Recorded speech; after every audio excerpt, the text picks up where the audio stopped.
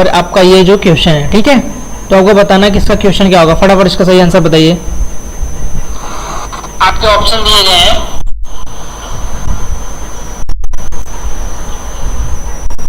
Option ये है और आपका ये जो क्वेश्चन है, ठीक है।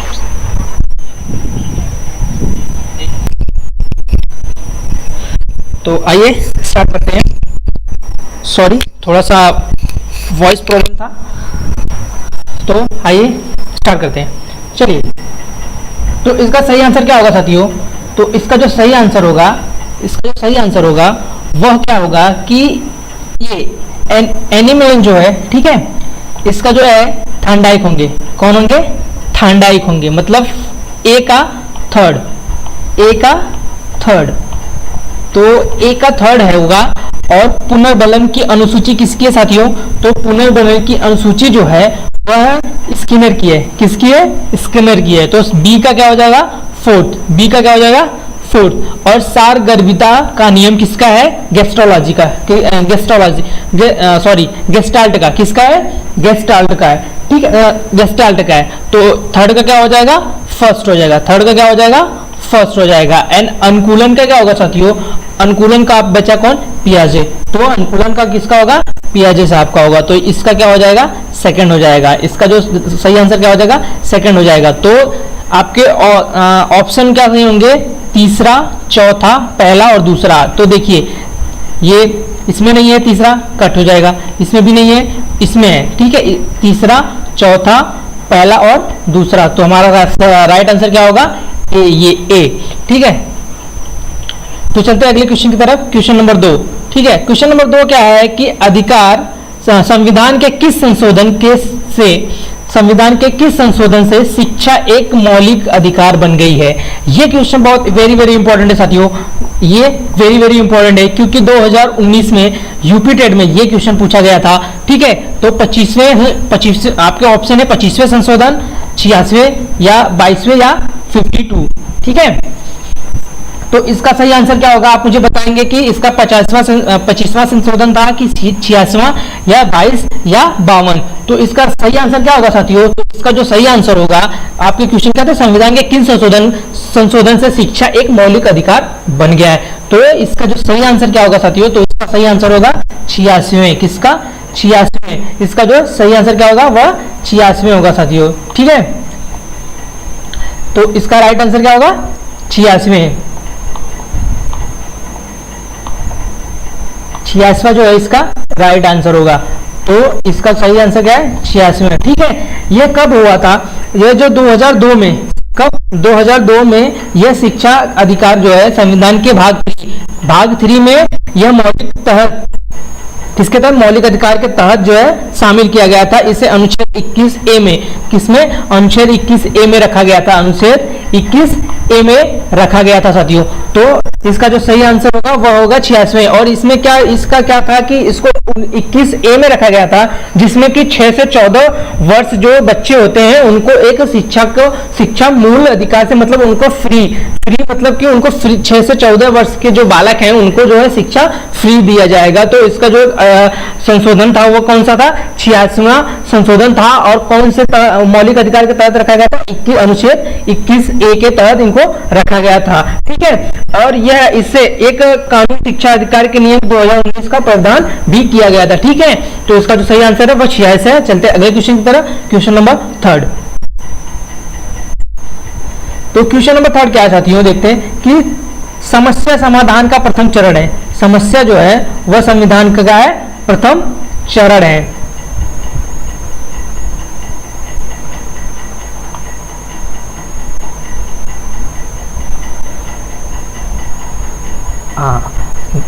समस्या समाधान का प्रथम चरण है। आपका ऑप्शन है समस्या की पहचान, आकार संग्रह या परिकल्पना का निर्माण या परिकल्पना का परीक्षण। तो आपको बताना है कि इसका सही आंसर क्या होगा। समस्या समाधान का प्रथम चरण है, इसका सही आंसर क्या होगा? इसका सही आंसर होगा जो साथियों ऑप्शन नंबर ए, समस्या की पहचान है। क्या है? समस्या की पहचान है। तो इसका सही आंसर क्या होगा? समस्या की पहचान। देखिए, समस्या सुलझाने के लिए कई वीडियो को जो शामिल किया गया, समस्या की पहचान हो गया, ठीक है, आंकड़ों की संचय हो गया, ठीक है, और परिकल्पना तैयार करना, ठीक है, परिकल्पना का परीक्षण करना, सामान्यीकरण करना। तो इसका जो सही आंसर क्या होगा, वह होगा समस्या का पहचान, ठीक है। तो इसका जो सही आंसर है समस्या की पहचान जो है इसका सही आंसर। तो चलते हैं अगले क्वेश्चन की तरफ, क्वेश्चन नंबर 4। तो देखिए क्वेश्चन नंबर 4 क्या है, तो क्वेश्चन नंबर 4 क्या है कि निम्न में से किस कौशल में पूर्व ज्ञान का परीक्षण आता है, ठीक है। निम्न में से किस कौशल में पूर्व ज्ञान का परीक्षण आता है। अगर आप टीचिंग पढ़ाने जा रहे हैं तो उसमें कौन सा कौशल का पूर्व ज्ञान आएगा, तो वह जो होगा साथियों, वह कौन सा आपका ऑप्शन होगा, बताइए इसका सही आंसर क्या होगा। तो इसका जो सही आंसर होगा, इस आपके ऑप्शन है प्रस्तावना कौशल, उद्दीपन परिवर्तन कौशल, प्रदर्शन कौशल या समापन कौशल। तो इसका सही आंसर क्या होगा, प्रस्तावना कौशल। जैसे आप अगर पढ़ाने जा रहे हैं किसी कक्षा में, ठीक है, तो आपको जो बच्चों को पूर्व ज्ञान से नवीन ज्ञान की ओर ले जाना है, ना कि आप अगर आप बच्चे लोग को पढ़ा रहे हैं, ठीक है, तो उनको जो पुरानी जो है ज्ञान है, जो पुराना ज्ञान है, उनको उससे आपको जोड़ के जो है प्रस्तावना कौशल को निकालना है, ठीक है। अगर आप उनको कोई नई चीज बताएंगे या कोई नया के बारे में बताएंगे, उनको नहीं पता रहेगा तो वो नहीं जानेंगे। अगर उनको पूर्व ज्ञान मतलब उसी से संबंधित अगर उनको पिछली कक्षा से अगर आप उनको बताते हैं, ठीक है, जो शिक्षक जो विद्यार्थियों को पिछले ज्ञान का परीक्षण उनके प्रश्नों से पूछता है, तो मतलब उनको जो पिछले क्लास का अगर उनको पता रहेगा तो वह क्या है, जो आंसर है, जो उत्तर है, हमें तुरंत मतलब कि वो दे सकेंगे। तो अगर आपसे पूछा गया कि निम्न में से किस कौशल का पूर्व ज्ञान का परीक्षण आता है, तो प्रस्तावना कौशल, जिससे कि हम बच्चों लोग से क्या करते हैं, प्रश्न पूछते हैं, वो भी किससे, पूर्व ज्ञान के संबंधित, ठीक है। तो इसका जो सही आंसर क्या होगा, प्रस्तावना कौशल होगा। तो चलते हैं क्वेश्चन की तरफ, क्वेश्चन नंबर 5। देखिए क्वेश्चन नंबर 5 क्या है कि क्वेश्चन नंबर 5 जो दिया गया है आपको कि निम्न में से क्या समावेशी कक्षा में शिक्षक की भूमिका नहीं है। तो आपको ऑप्शन बताना है कि क्या होगा, ठीक है। देखिए आपके ऑप्शन है, शिक्षा को निःशक्त बच्चों पर ध्यान नहीं देना चाहिए,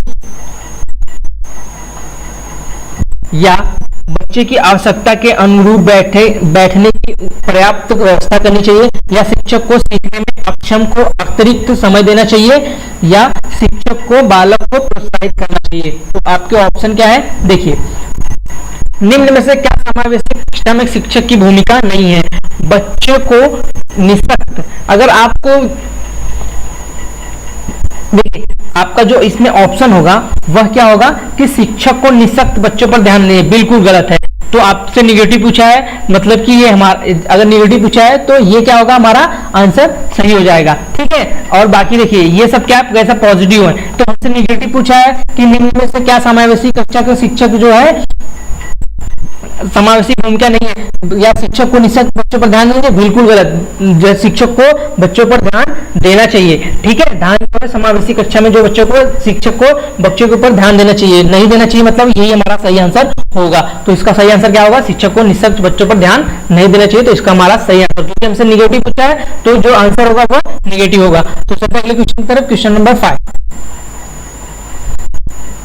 देखिए क्वेश्चन नंबर 5 क्या है कि सूक्ष्म शिक्षण के भारतीय प्रतिमान में कुल कितना समय लगता है। मतलब कि हमें जो टीचिंग, ठीक है, जो टीचिंग है उसमें हमें कितना समय लगता है, टोटल समय हमें कितना लगता है। तो आप मुझे बताइएगा कि टोटल समय कितना मतलब 40 मिनट, 36 मिनट, 30 मिनट या 45 मिनट। तो आप मुझे बताइए कि जो टीचिंग होता है उसमें हमें कितना समय लगता है। तो आप बताइए इसका सही आंसर क्या होगा। तो इसका जो सही आंसर होगा वह क्या होगा साथियों, तो इसका जो सही आंसर होगा वह 36 कितना 36 जो इसका सही आंसर होगा, ठीक है। ये देखिए जब हम लोग भी सूक्ष्म मतलब टीचिंग पढ़ाने जाते हैं, ठीक है, तो जहां जिस कक्षा में जाते हैं उसका आकार क्या होता है, छोटा होता है, ठीक है। एक विशिष्ट कौशल पर ध्यान केंद्रित करते हैं, ठीक है। सूक्ष्म शिक्षण जो भारतीय एनसीईआरटी किसके द्वारा, एनसीईआरटी के द्वारा विकसित किया गया था। ये वेरी वेरी इंपॉर्टेंट क्वेश्चन है, एनसीईआरटी, ठीक है। इसके द्वारा क्या है पारित किया गया है। ठीक है, हमें टोटल कितना समय लगता है 36 मिनट। देखिए शिक्षण 6 मिनट में करते हैं, फिर उसके बाद प्रतिपुष्टि करते हैं 6 मिनट में, फिर पुनः पाठ योजना करते हैं 12 मिनट में। देखिए 6 मिनट में क्या होता है, शिक्षण होता है। ठीक है, फिर प्रतिपुष्टि कितना होता है, 6 मिनट में होता है, फिर उसके बाद पुनः पाठ योजना 12 मिनट में होता है। ठीक है, फिर पुनः शिक्षण आता है, फिर पुनः शिक्षण कितने में होता है, 6 मिनट में होता है, फिर पुनः प्रतिपुष्टि 6 मिनट में होता है, फिर जो संपूर्ण ये जो टोटल होते हैं 6 6 12 12 12 24 और 12 12 24 एंड 12 36, तो टोटल हमें कितना टाइम लगता है, 36 मिनट हमें टोटल टाइम लगता है। ठीक है, कितना टोटल 36 मिनट हमें टाइम लगता है। तो अगर आपसे पूछा जाए कि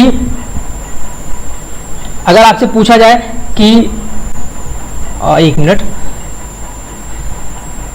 अगर आपसे पूछा जाए कि हम जो समय लगता है सूक्ष्म शिक्षण के भारतीय प्रतिमान में कुल कितना समय लगता है, तो कितना समय लगता है, 36 मिनट लगता है टोटल। ठीक है, तो चलते हैं अगले क्वेश्चन की तरफ, क्वेश्चन नंबर 7। देखिए क्वेश्चन नंबर 7 क्या दिया गया है कि अभिप्रेरणा के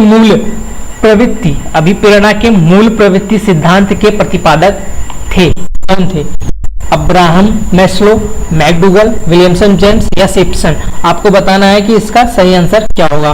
तो अभिप्रेरणा के मूल प्रवृत्ति सिद्धांत प्रतिपादक कौन थे, आपको सही बताना है कि इसके जनक प्रतिपादक कौन थे। तो आपके ऑप्शन हो जाएंगे डी, मैकडूगल साहब ने। किसमें? मैकडूगल साहब ने दिया था अभिप्रेरणा का मूल प्रवृत्ति के सिद्धांत। कब दिया था? 1908 में। कब दिया था साथियों? 1908 में जो है यह सिद्धांत दिया था, 1908 में दिया था। ठीक है, ये नियम क्या है कि मनुष्यों के व्यवहार, जो मनुष्यों के व्यवहार होते हैं वो मूल प्रवृत्ति पर क्या होते हैं, आधारित होते हैं। मनुष्यों का व्यवहार जो होता है वह कैसा होता है, मूल प्रवृत्तियों के आधार पर होता है। ठीक है, इन मूल प्रवृत्तियों के पीछे संवेग किसी कार्य को करने के लिए क्या करते हैं, प्रेरित करते हैं। क्या करते हैं? प्रेरित करते हैं। तो अभिप्रेरणा के मूल प्रवृत्ति का सिद्धांत किसने दिया था? मैकडूगल साहब ने दिया था। तो चलते अगले क्वेश्चन की तरफ, क्वेश्चन नंबर 8। तो क्वेश्चन नंबर 8 क्या है कि मानव विकास का प्रारंभ होता है। तो वेरी वेरी इंपॉर्टेंट क्वेश्चन है साथियों, पूछा गया हमसे, तो इसको वेरी वेरी इंपॉर्टेंट कर लीजिए कि जो है मानव विकास का प्रारंभ कब होता है। तो इसका बताना आपको आंसर क्या होगा, पूर्व बालावस्था से या गर्भावस्था से, शैशवावस्था से या उत्तर बालावस्था से। तो इसका राइट आंसर क्या हो जाएगा, गर्भावस्था से। गर्भावस्था से ही क्या होता है कि मानव का विकास चालू हो जाता है। फिर गर्भावस्था से ही क्या होता है, मानव का विकास क्या होता है साथियों, चालू हो जाता है। तो मानव विकास का प्रारंभ कब से होता है, गर्भावस्था से होता है। तो चलते अगले क्वेश्चन की तरफ, क्वेश्चन नंबर 9।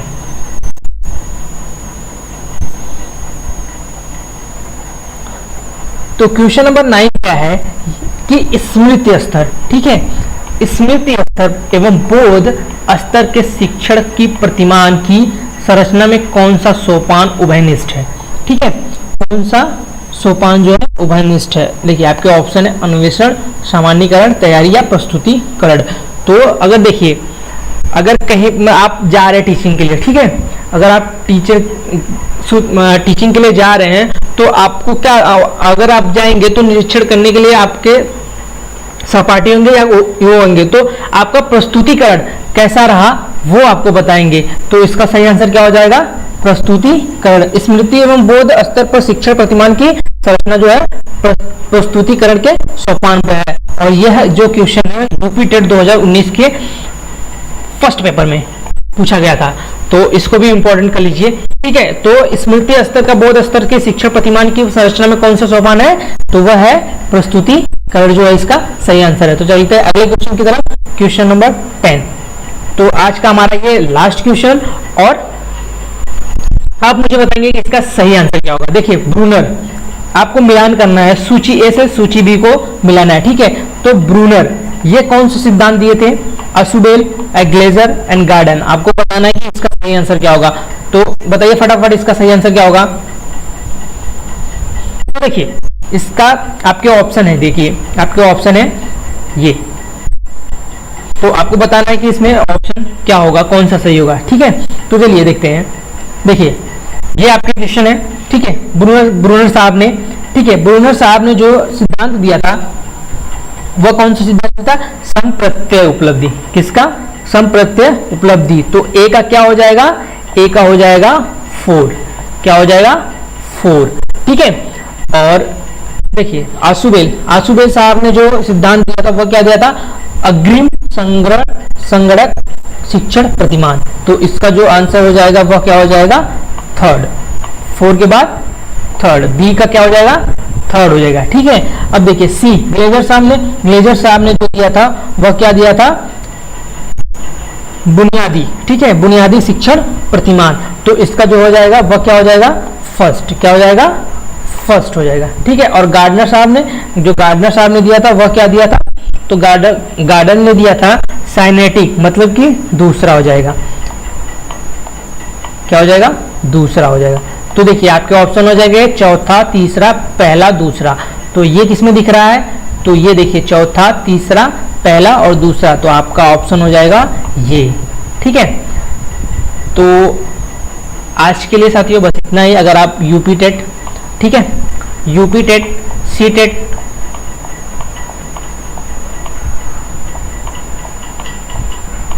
सी टेट की प्रिपरेशन कर रहे हैं तो हमारे चैनल को सब्सक्राइब कर लीजिए ताकि आपको वीडियो मिलता रहे। ठीक है। और अगर आपको वीडियो अच्छा लगा तो लाइक कर दीजिएगा।